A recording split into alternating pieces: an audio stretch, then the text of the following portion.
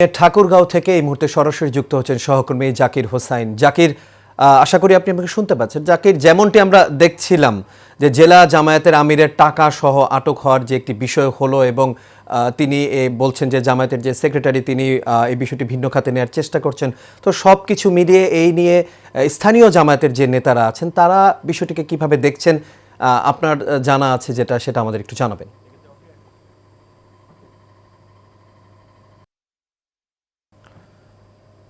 আশা করি এবার আপনি আমাকে শুনতে পাচ্ছেন। আচ্ছা, আমরা যে ঘটনাটি দেখতে পেলাম যে জামায়াতে ইসলামের যে একজন নেতার বিরুদ্ধে 50 লাখ টাকার যে তার কাছ থেকে পাওয়া গেছে, এই বিষয়টি আপনি কিভাবে দেখছেন এবং স্থানীয় জনগণ আছেন যারা, তারা কিভাবে বলছেন এবং নেতারা যারা আছেন জামায়াতে ইসলামের, তারা কি জানাচ্ছেন?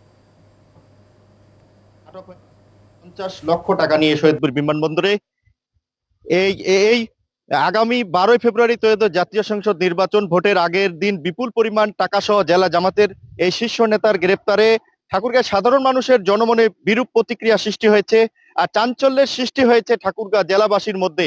যে আর তিনি বেলাল উদ্দিন প্রধানের যে আমরা ভাইয়ের সাথে আমরা কথা বলেছি কিছুক্ষণ আগে, এই জালাল উদ্দিনের সাথে আমরা কথা বলেছি, তিনি জানিয়েছেন যে তার ভাই যে বেলাল উদ্দিন প্রধান রয়েছে তার এই ব্যবসায়ের টাকা কিন্তু এগুলো তার তার পরিবারের দাবি এই টাকাগুলো তার ব্যবসার টাকা।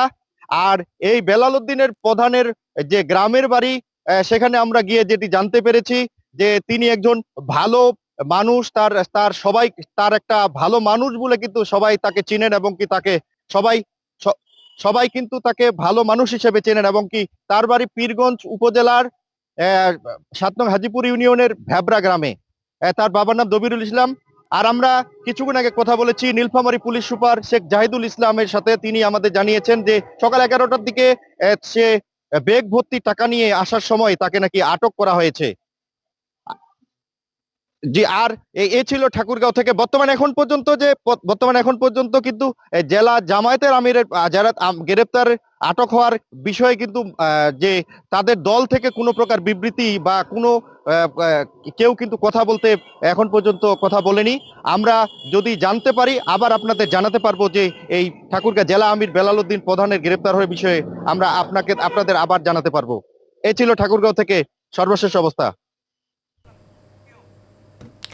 জি জাকির, আপনাকে অসংখ্য ধন্যবাদ। দর্শক, আমাদের সঙ্গে ঠাকুরগাঁও থেকে যুক্ত হয়েছিলেন জাকির হোসেন। তিনি আমাদের যে জামায়াতে ইসলামের যে একজন নেতার যে টাকা নিয়ে তাকে যে ধরা হয়েছে সেই বিষয়টি নিয়ে আমাদের সঙ্গে কথা বলছিলেন।